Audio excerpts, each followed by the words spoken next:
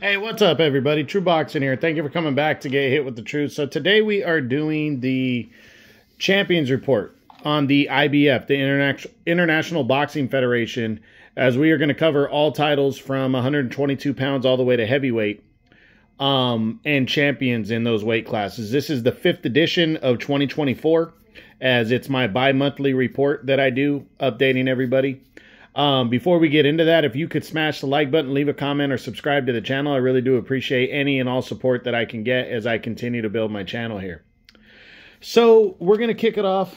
If you haven't seen my champions reports before, again, we just cover all champions, what they've done, what they got coming up, any news on them, all that. So we start with the 122-pound super bantamweight title, which is currently held by the undefeated IBF and undisputed super bantamweight champion, the monster Naoya Inoue.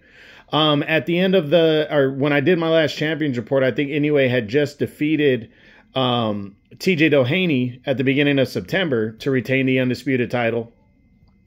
There was talks about him fighting Junto Nakatani in December, but they basically set a stage where they're going to build towards that fight.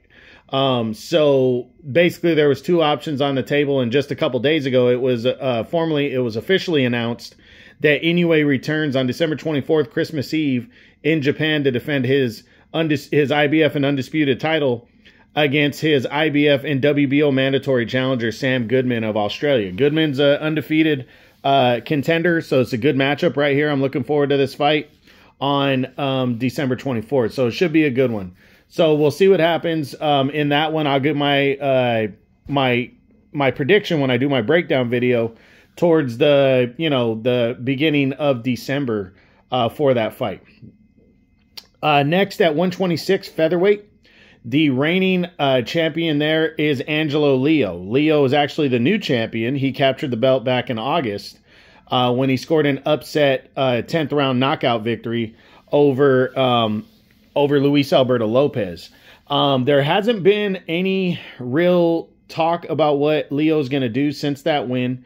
We know Tomoki Kameda just became the mandatory challenger by defeating Diamini.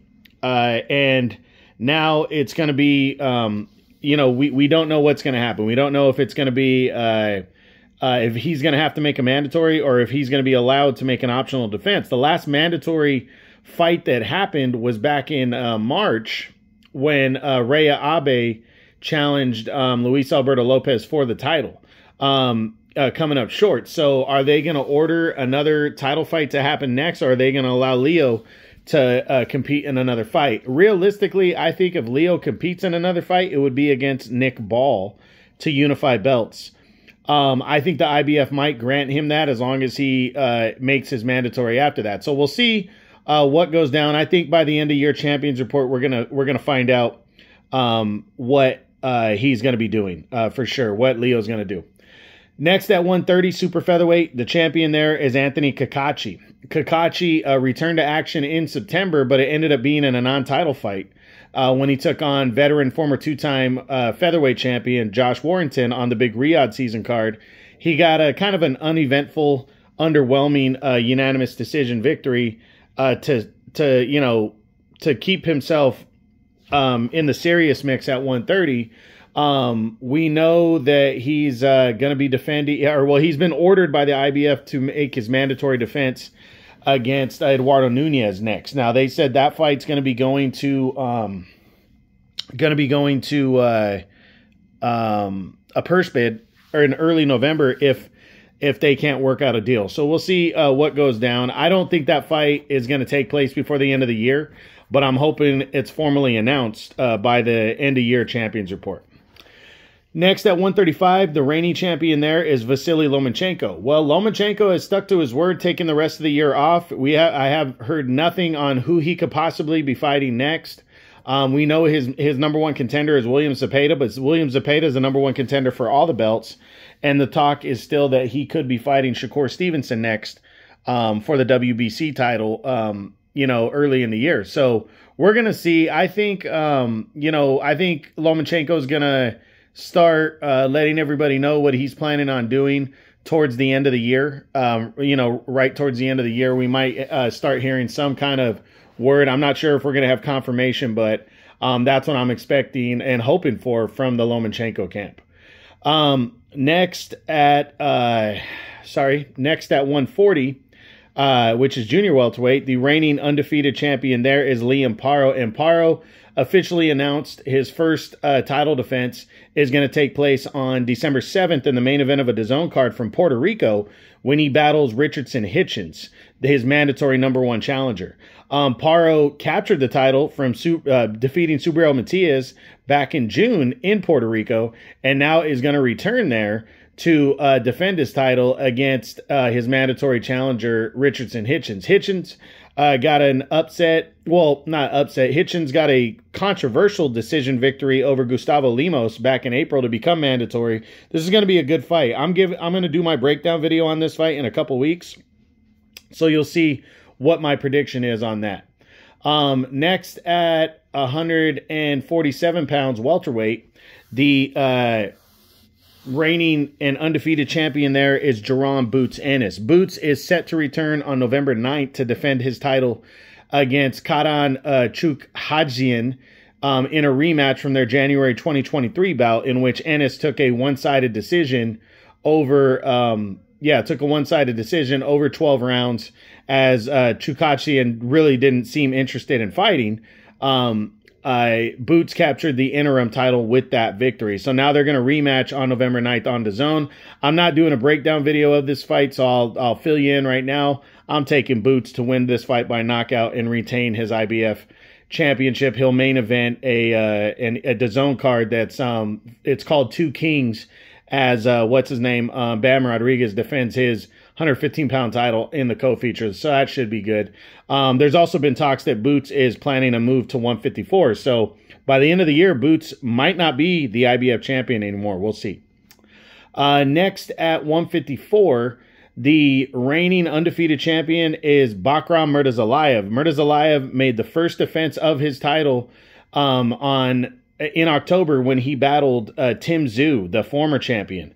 Murtazalayev came in a heavy underdog and scored a stunning upset knockout victory in the third round, as he absolutely dominated Tim Tszyu, putting him down 4 times in that fight, hurting him badly. Tim Tszyu did not see he did not see the left hook coming. He got caught cold a few times and stopped as a new champion has been, Murtazalayev confirmed his title reign, and that everybody wasn't giving him the credit that he deserves. So a big win for Bakram Murtazalayev. Hopefully we find out before the end of the year which direction he's leaning towards, because Tim Tszyu was his mandatory, so he is in optional mode. He can do whatever he wants, so we'll see what happens. I'm looking forward to seeing what Murtazalayev does next, because that was a huge, monstrous win over Tim Tszyu. Next at 168, we have a new champion. William Skoll is the newly crowned champion. He fought for the title that was vacated, when Canelo gave up the belt because of the IBF's pressure. He fought for the vacant title against Vladimir Shishkin over in Germany, and it was a good fight between the two. It was and kind of an underwhelming fight, but Skoll took a close, somewhat controversial decision in that fight as he captured the vacant title. Vladimir Shishkin is already protesting the fight. It's going to be interesting to see what happens. Usually a protest, nothing really happens, but they could order an immediate rematch between the two. But William Skoll is the current champion, the newly crowned champion. From what I hear is Canelo wasn't impressed with Skoll in that victory, so not likely will Canelo fight William Skoll, but you never know. He could fight him to become undisputed again. So we'll see what happens there. Hopefully we have some kind of direction on what Skoll is going to do by our end-of-year champions report.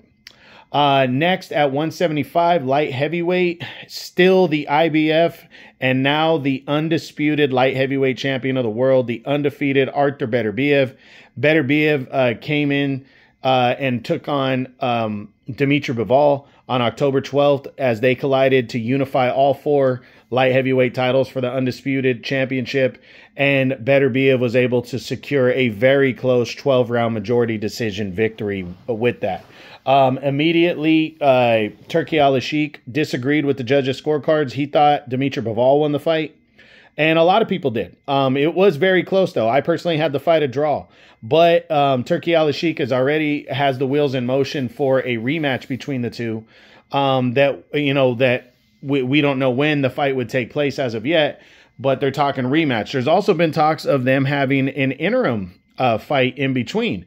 If that's the case, I think Beterbiev could fight his IBF mandatory Michael Eifert. The IBF has already ordered Beterbiev to fight Eifert. So we're going to see what happens and what comes from that situation. We could be seeing Beterbiev vacate the IBF title instead of fighting Eifert next. So we'll see. I'm hoping we have some kind of direction on that by the end of the year. Also, just news that came out yesterday, it was announced that Canelo could be interested in moving up and challenging Arthur Beterbiev for the unified, or for the Undisputed Championship at 175. So a lot of moving pieces. Hopefully Beterbiev still champ by the end of the year, and hopefully we see what's going to happen with him. Next at 200 pounds cruiserweight, the reigning undefeated 2-time champion is Jai Opetaia. Opetaia returned and made an optional defense on the October 12th Riyadh season card when he battled Englishman Jack Massey. Massey had never been stopped before, and he went in there and absolutely decimated and dominated Jack Massey to I believe it was a 6th-round TKO victory where Massey's corner threw in the towel. He absolutely beat Massey down. It was a strong performance out of Jai Opetaia. It's something he needed to retain his belt. There's talks that Jai could fight the winner of Chris Billum-Smith and Gilberto Ramirez as they collide on November 16th to unify the WBA and WBO belts. But there's more people leaning towards Jai's going to have to make his mandatory defense next against, God, what was his name? His name's Sin Cara, Hussein Sin Cara next.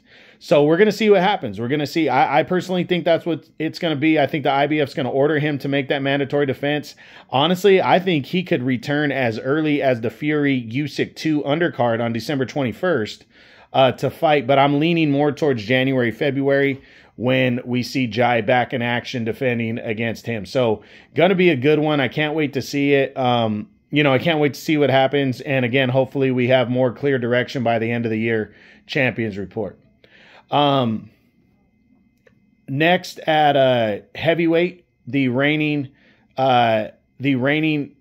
champion there is Daniel Dubois. Dubois returned to action on September 21st when he defended the title for the first time against Anthony Joshua and scored a monster upset 5th-round knockout victory, putting Joshua down 4 times in that fight as he successfully defended the title. There has been talk since then that Joshua was going to invoke an automatic rematch clause, which he has. But now there's talks that that Dubois could be making a mandatory defense first, or could be making an optional defense first, because Joshua wants to see what happens between Fury and Usyk in their rematch on December 21st. We know Dubois wants to fight in February and defend his title. He's been given the green light by the IBF to defend his belt, to make an optional defense. The hot talk today was that Joseph Parker is putting himself in line to possibly fight Daniel Dubois, next. We'll see what goes down with that. I just want to see Dubois get back in the ring, and I'm hoping it's against a big-time opponent in his next fight. We'll see what happens. So that's all that I got in terms of that. In terms of the schedule between now and the end of the year, how many belts are going to go on the line? We know Boots Ennis fights November 9th, defending the welterweight title. Other belts that are on the line, I don't think we have anything from 160 to heavyweight, none, or 154 all the way to heavyweight. We know December 7th, Liam Paro defends the 140-pound title against Richardson Hitchens on DAZN. Then also on the other one is December 24th, we see Naoya Inoue defending his championship, his IBF and Undisputed Championship at 122 against what's his name, Sam Goodman. That's on ESPN Plus. So that's it. That's what I got. That's my IBF Champions Report. As we are going to see, this covers all IBF. This is the 5th edition of 2024, covering all IBF champions from 122 all the way to heavyweight and title belt. So I hope you enjoyed the video. If you did, smash the like button, leave a comment, or subscribe to the channel. I appreciate any and all support. This is True Boxing, and you've been hit with the truth.